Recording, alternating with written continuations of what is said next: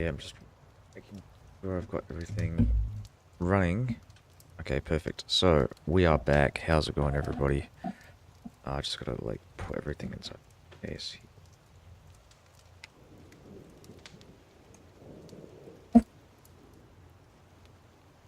Don't know how long I'm gonna stream for, because I'm actually a bit tired.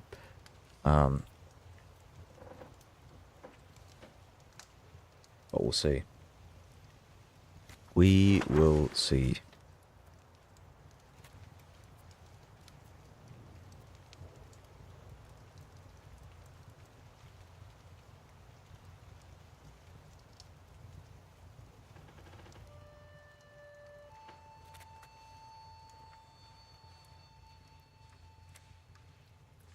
Hopefully I can get this resolved here. Getting all this, assimilation out of the way. I'm just making sure I want to see the capital is in Populonia. Good, good, good.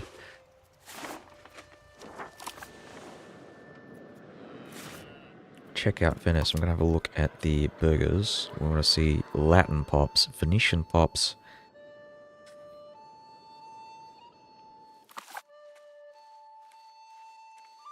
Still higher than that.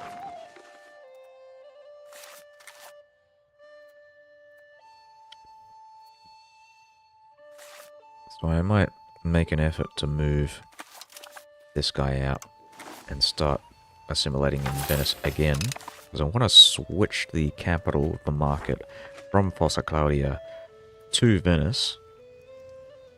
I'm going to do a similar situation in Neapolis.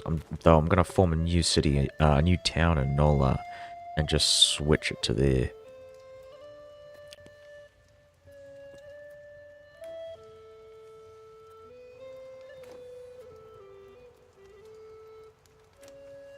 But once I get my Latin pops, you know, assimilating in that province, that'll be what happens. Luik. That's another thing. I want to move the capital to Stuttgart. We're checking out the Latin Orthodox pops, which haven't actually converted all that much.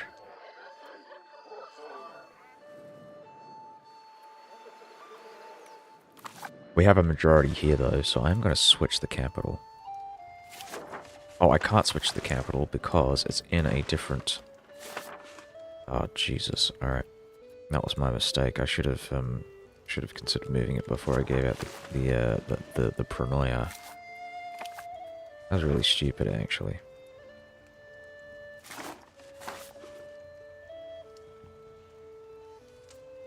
So what I could do, because there's barely any reach over here, we'll just keep Luik for now.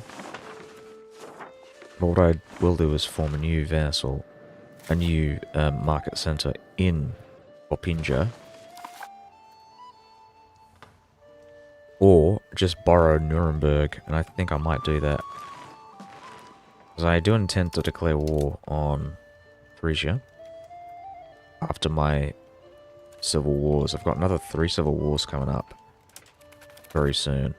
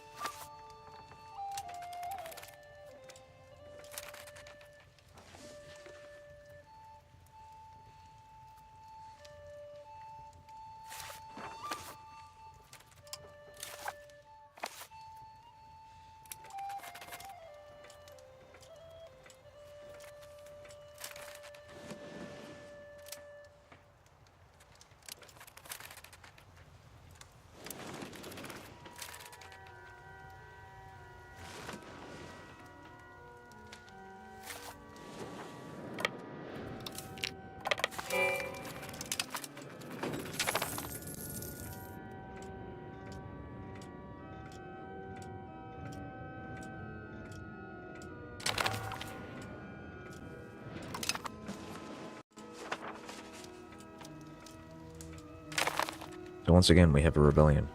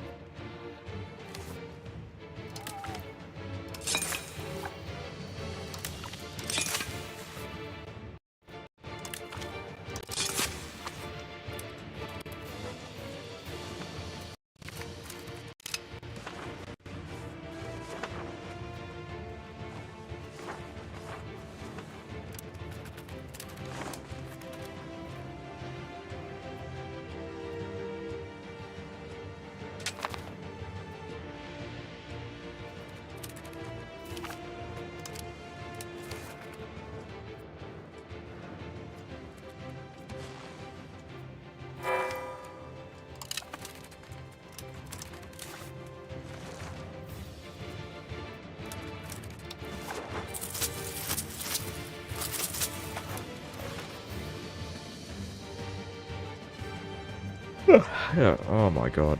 Yeah, Oh, what happened with oh, right, of course. Yes, these guys.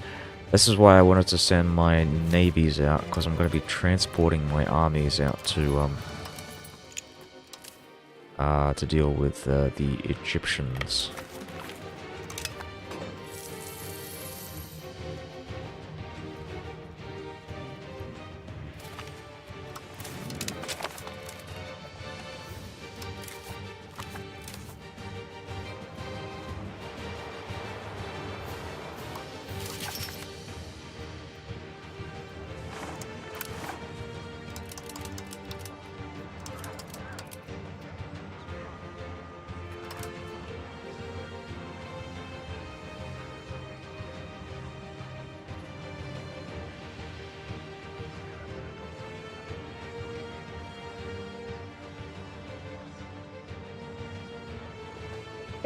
Yeah.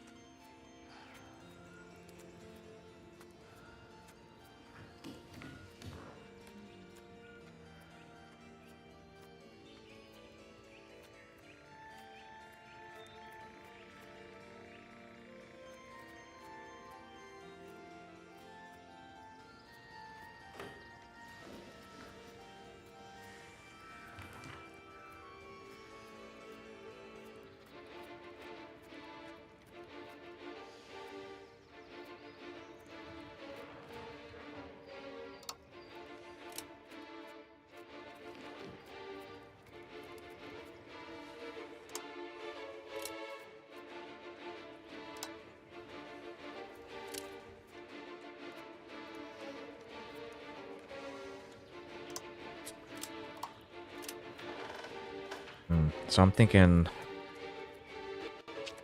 I'm going to spend some prestige, right? Because I want to go and turn Provencal into a hated culture, or at least reduce our opinion of them, and then we'll start canonizing. And I think what was it, Theo? Or was it Zeno? I can't remember. I think it was Theodosius that I wanted to do.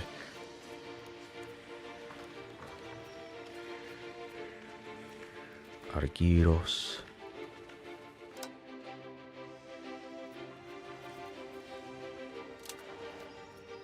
Yeah. Zeno, I think, was one of the big ones as well.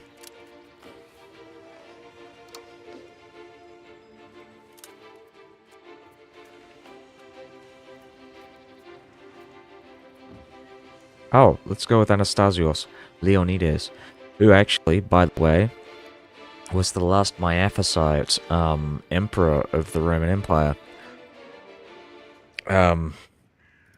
He was the heir of Zeno, actually, I believe. But yeah, this guy was very important because a lot of his reforms were instrumental, I guess. His economic reforms, especially, were one of the reasons why Justinian was able to actually pursue the expansionist policies that he did, like his invasion of Italy and North Africa, was because this guy essentially created the economy that would sustain his military ambitions. So yeah, we are actually going to do this. Though first I'm going to actually do a couple of things. So, Rome is going to get Municipia. We already have it.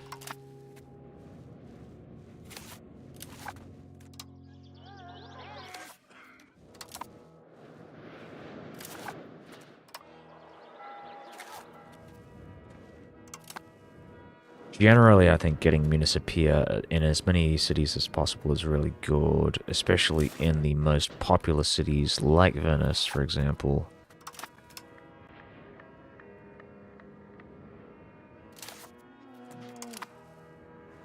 Mediolanum's pretty big too.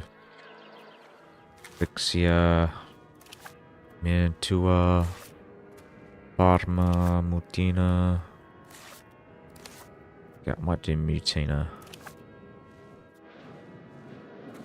Or there's also this guy here that I just converted to majority. No, okay, maybe not that guy.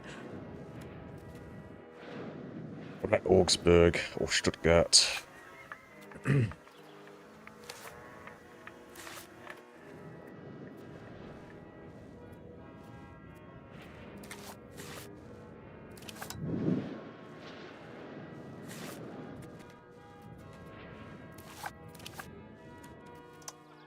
Let's see this guy.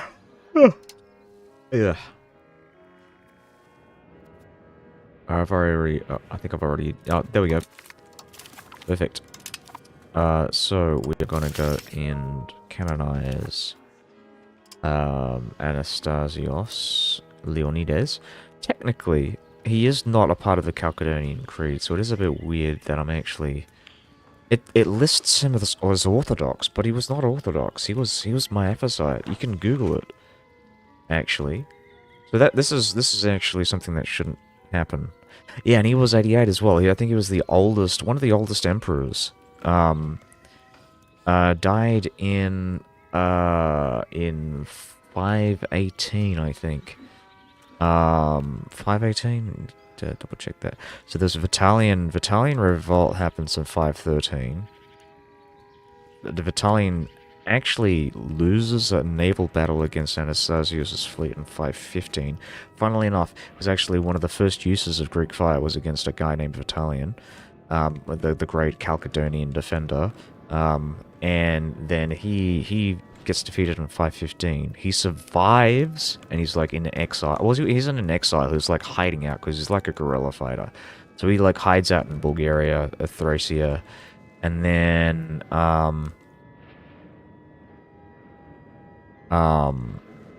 yeah, he dies in 518. There we go.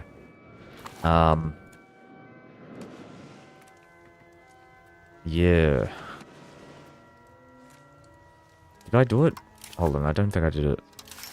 I was talking about him and then forgot. So Anastasios, the technically heretic, is going to get canonized here. Well,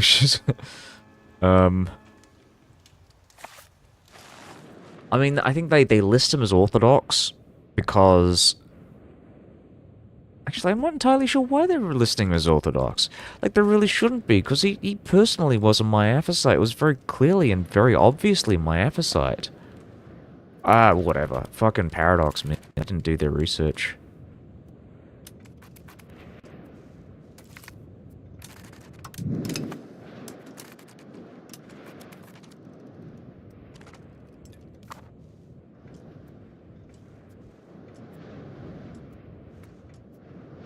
I mean, you could argue that his reign was primarily, I mean, like, sorry, the Empire, well, no, I wouldn't even say that.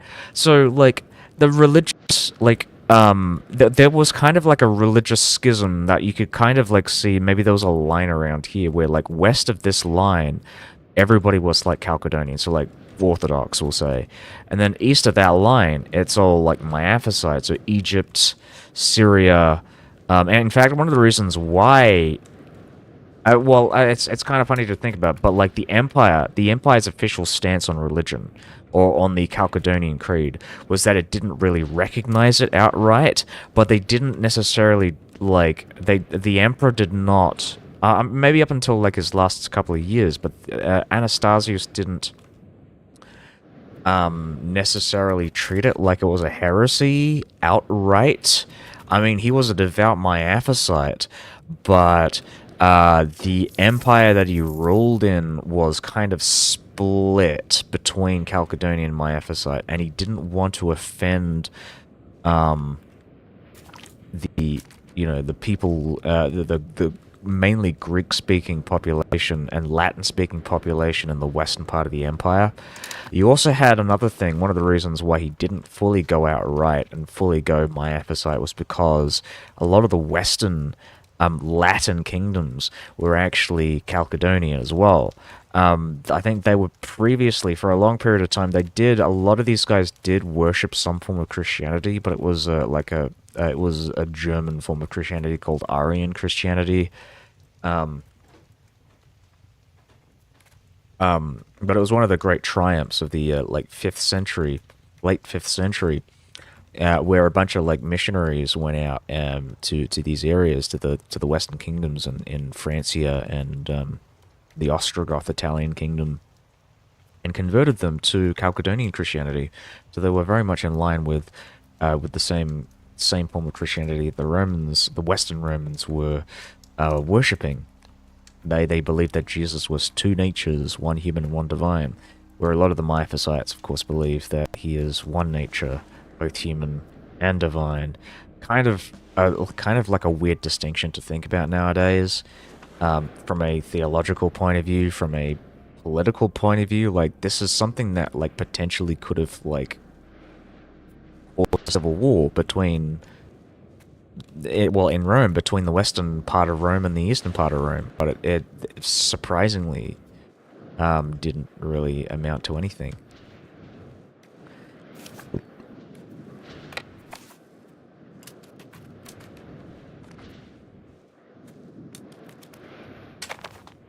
When I say western part of the empire and eastern part of the empire, this is the Eastern Roman Empire that I'm talking about.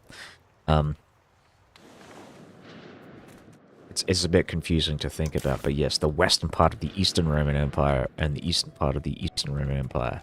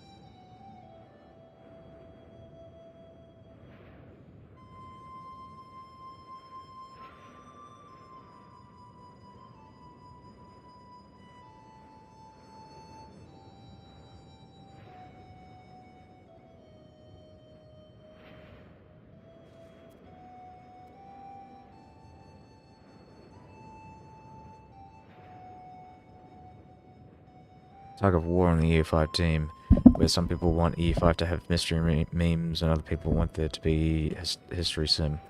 Yeah, well, that's not. I don't think it's the dev team. I think it's the fucking community. It's clearly the community. That's making a lot of. Because the dev team pays attention to a lot of shit that goes on the forums, and everybody's fucking complaining. There's a lot of fucking scathing, and I would argue unfair criticisms of the game. Essentially, a lot of well, I say a lot of EU4 players. I wouldn't really know how many fucking people are saying this, but there's a significant portion of the community that essentially, and I think they're just the loudest minority, but they essentially say that they want EU5 to just be like a bigger version of EU4. So they want mission trees. They don't give a shit about mana. I mean, I think they like some of the simulation aspects of the game. I don't think they mind cache. using cash instead of monarch points. I think monarch points are a bit of a funny thing. Like, I think people really don't give a shit about, like, losing monarch points, but everything else, they want it to be like EU4. They want, like, structure. They don't realize that this is a sandbox, right? So they go, oh, yes, why don't you give us mission trees? I don't know what to do in this game. There's no direction. So they go and they want mission trees because I don't fucking know. But anyways, so they complain, and so now they're adding mission trees, apparently. I don't know how they're going to add it. I think... no, actually, you know what? I don't think they said they were adding mission trees. Or at least they're talking about potentially adding mission trees. Though, I don't know. I can't fucking tell. I don't want them to add mission trees, personally, because at least if they do add mission trees, I want it to be like Imperator Rome. I don't like EU4 mission trees, because EU4 mission trees are so fucking horribly designed. I mean, even the best designed ones, I would argue, are pretty fucking horrible. Because they are very restrictive and railroady, and I don't like that. It does not make for an interesting game, personally. And not only that, but it's like just the way that you have to fulfill certain some of those missions were like incredibly like sometimes you had to fucking like dismantle parts of your empire. It felt like you had to screw yourself over just to get like good benefits and good bonuses for certain things. Like if you don't play a certain way. So I did not like that. It did not appeal to me. I mean, it was fun. Don't get me wrong. I did like aspects of mission trees in EU4, but it was, yeah, again, like it just felt so antiquated. Just the way that they designed it. Maybe it's on them, just because they have a very like narrow way of designing mission trees. Maybe there's something you can do. Maybe it'll be a lot different in this one. Maybe the prerequisites for finishing certain mission trees is not going to be like constrained by like ridiculous like playstyle. You know, you have to like conform to a specific playstyle in order to like fulfill, you know, a specific branch of the mission tree. Like I don't like that. It's why I think you just don't have mission trees and just like have maybe vague goals in the game. I like achievements. Like one of the reasons why I like achievements is because like, okay, you can set yourself a goal in this game, which is to finish these achievements, right? Just go through the achievements. You have like a very simple, well, I mean, I say simple, but like whatever, like clear guidelines, clear conditions. There is an end goal, an end state for whatever playthrough you want to play. You can go, oh yes, I just need 100% of locations within Mare Nostrum. Oh, well, that's the goal. With a mission tree, it's like, okay, so I have to do like a bunch of things. There are a lot of prerequisites to get to your end goal, and those prerequisites might be like the conditions for actually fulfilling those, like, you know, whatever missions, the first, second, third missions down the tree to get to the end are like ridiculously antiquated. I don't know. I just feel like, yeah, again, it feels so railroady. It defeats the overarching, I guess I would say premise of the game, but the design principle behind this game, which is that this is supposed to be a simulation. This really is. I really think so. I mean, it's not an accurate simulation. It's a historical game. It's supposed to go in all kinds of crazy directions. I think one of the main complaints that I have is that the simulation is not strong enough. I think the AI is not particularly amazing. I think especially you start to see it in the mid to late game, like I think the AI just doesn't really know how to expand. I think with a couple of exceptions, Muscovy is doing really well. And I've actually seen this very in the last like couple of games where Muscovy actually defeated Novgorod, and they're actually very close to forming Russia. So I'm really liking what I'm seeing in the Russian area, and I like the fact that Kiev actually is a potentially strong state in the Russian area. They are also expanding, though perhaps not as fast as I'd want them to. But it's interesting to see that this dynamic between Muscovy, like Novgorod, and Kiev exists like this.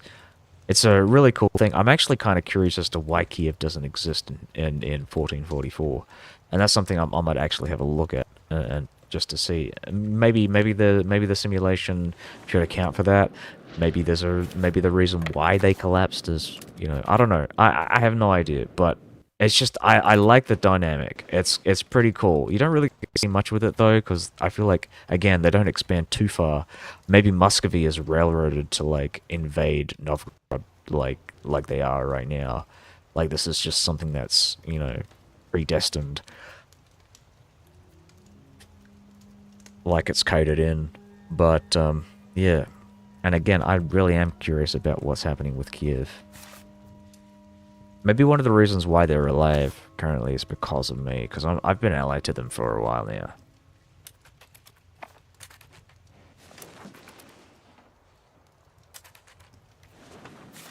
I think I want to kill this guy. Oh, these are mercs. That's a shame.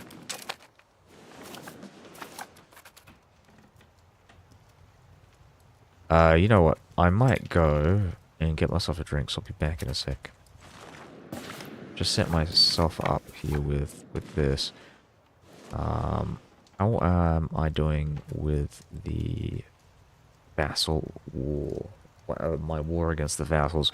I think what I want to do is actually annex Garbia, because Garbia is actually an awful, awful fucking vassal. I might just turn that into a Pronoia instead. Because it's like genuinely like really hard to control this guy. Yeah, Lower Egypt might be a cool Pronoia.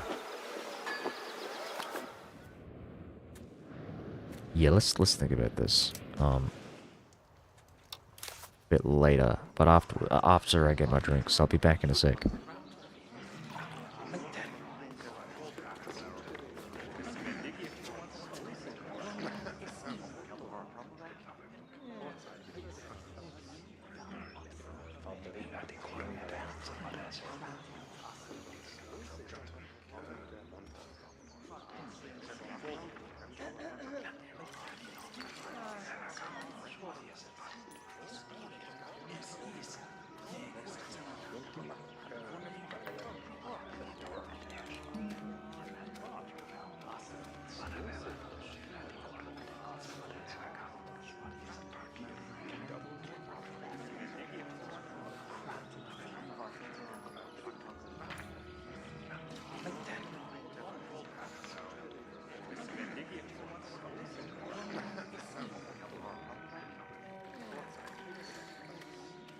Okay, guys.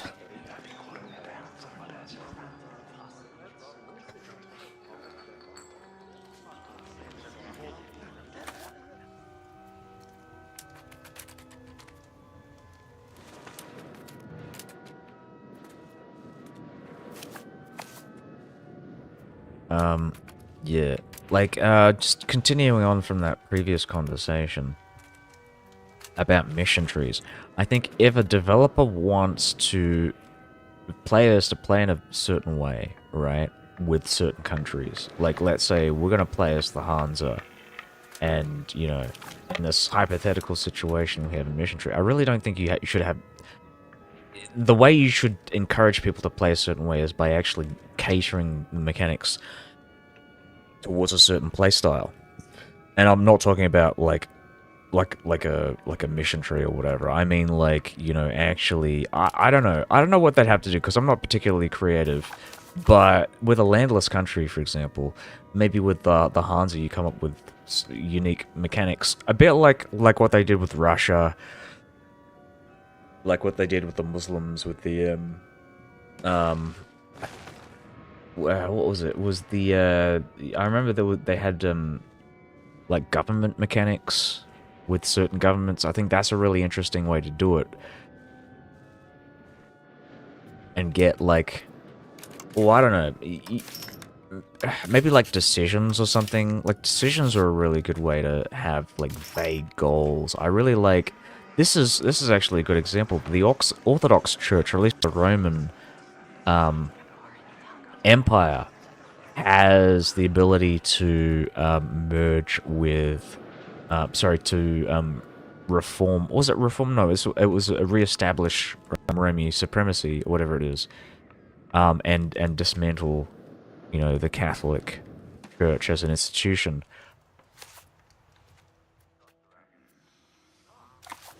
Oh, hold on. Oh, okay, I was clicking on the wrong things. Is this the Count of the Netherlands? Who's the Count of the Netherlands? Is this guy? Oh, this is the guy, right. So this is my Latin count, my eunuch.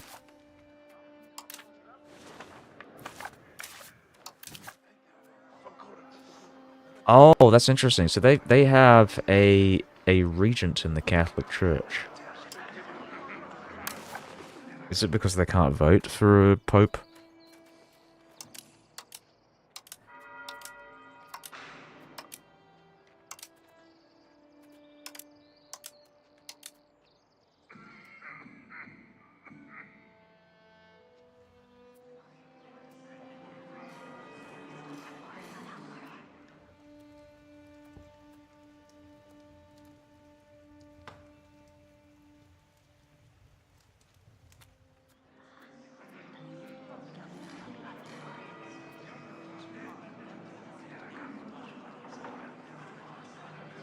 They're re-establishing papal authority.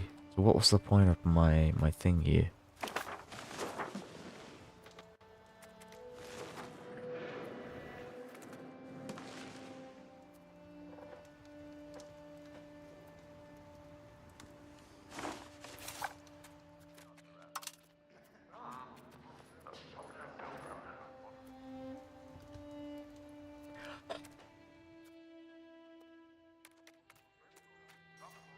Oh, this guy can declare war. I didn't even realize. That's very interesting.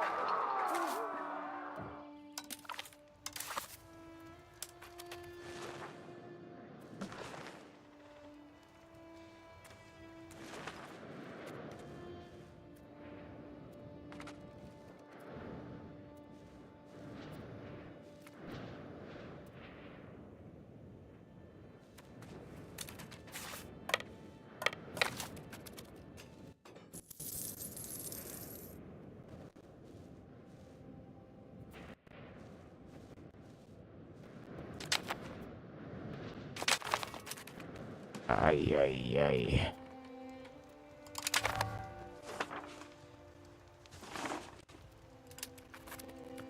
I'm gonna try and peace out as quickly as I can.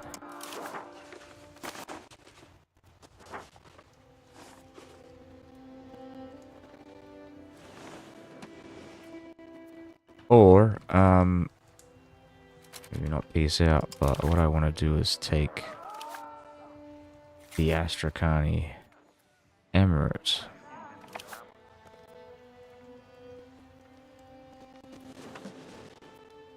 Take these territories on the border there.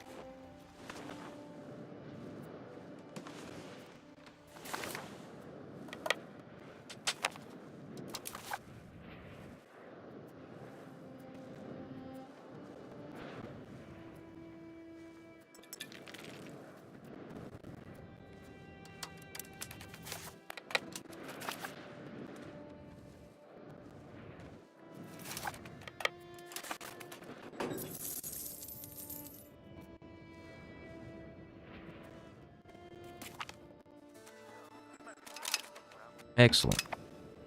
So, what I want to do here... What do I want to do? I'm going to go and switch. Ah, my god. Alright.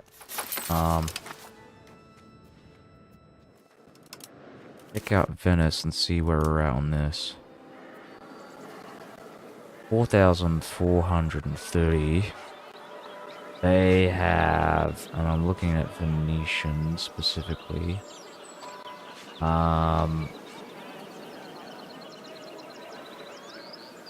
3,000, 4,300. Oh, I think they have just enough to beat me on that.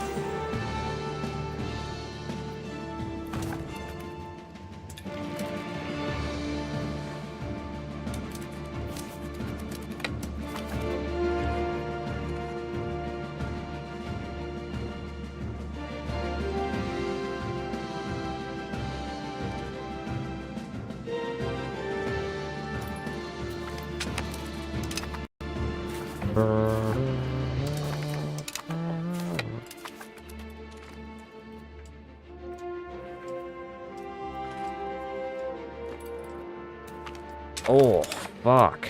That is so good. Holy shit.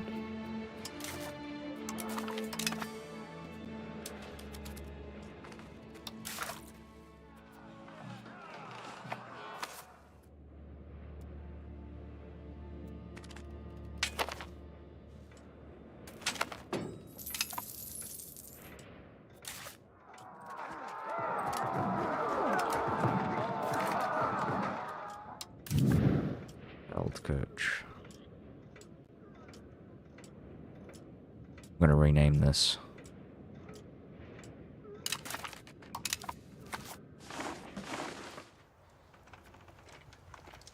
Been renaming a bunch of these, like German cities to Latin names.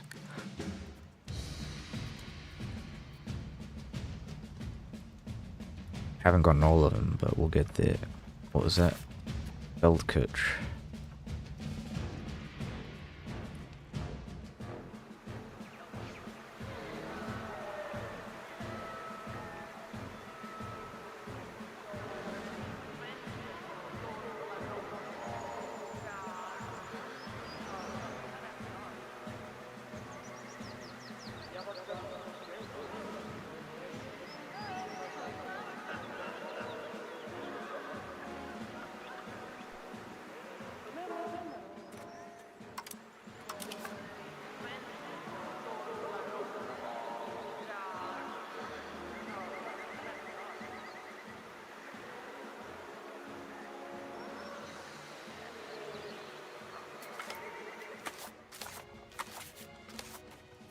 Apparently that was something, that was a name that medieval Latin scholars would write it as Feldkirche.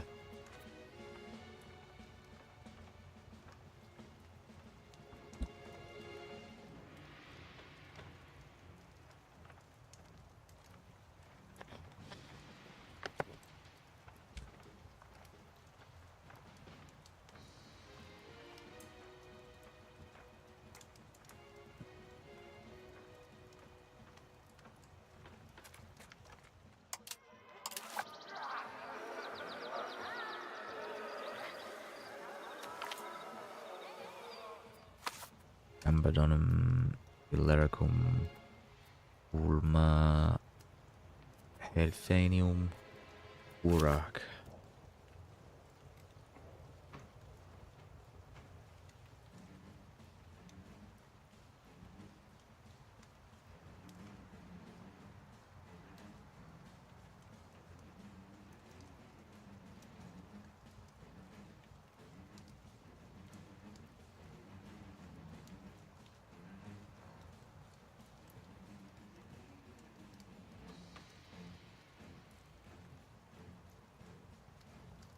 Chappy's GPT is really slow. I don't know what's going on with this.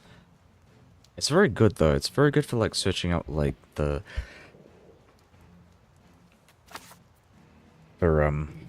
the Roman names of locations. It'll tell you when it's making shit up as well, so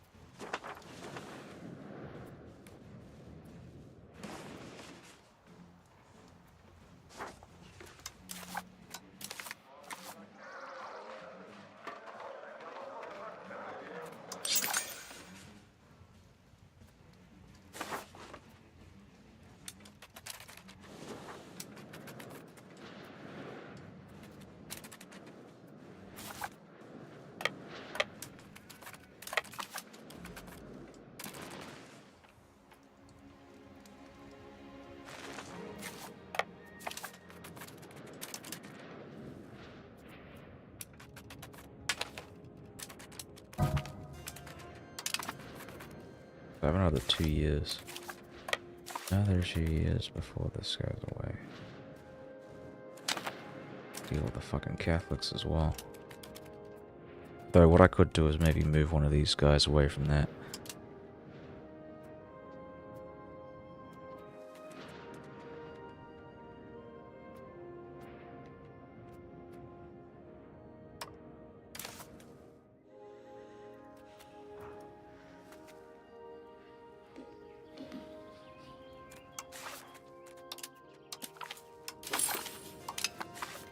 Perfect.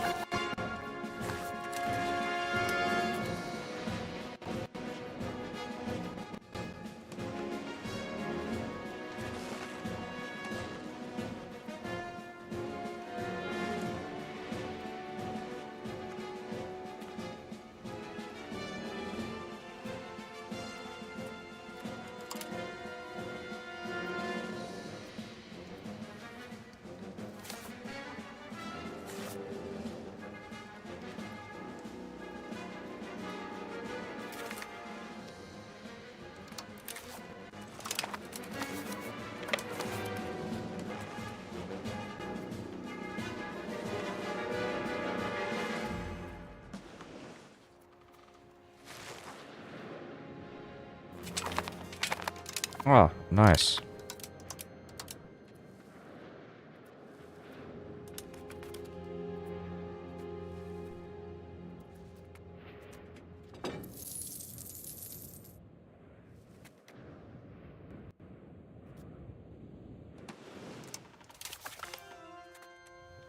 Aqua 60. So I'm gonna do several things here. I want to check out the control in this area. It seems to have gone down, unfortunately, because of the siege, the occupation here. It's a real shame.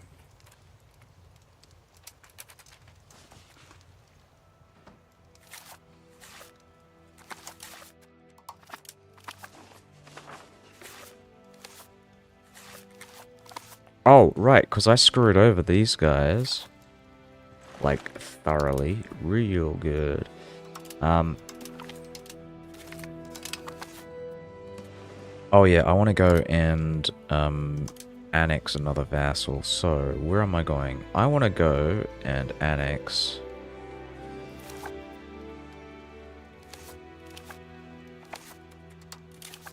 somebody who hasn't rebelled against me.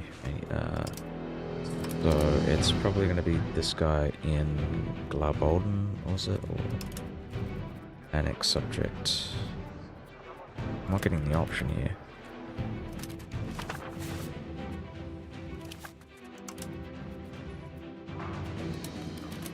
Oh, we're still at war, right. I forgot about this.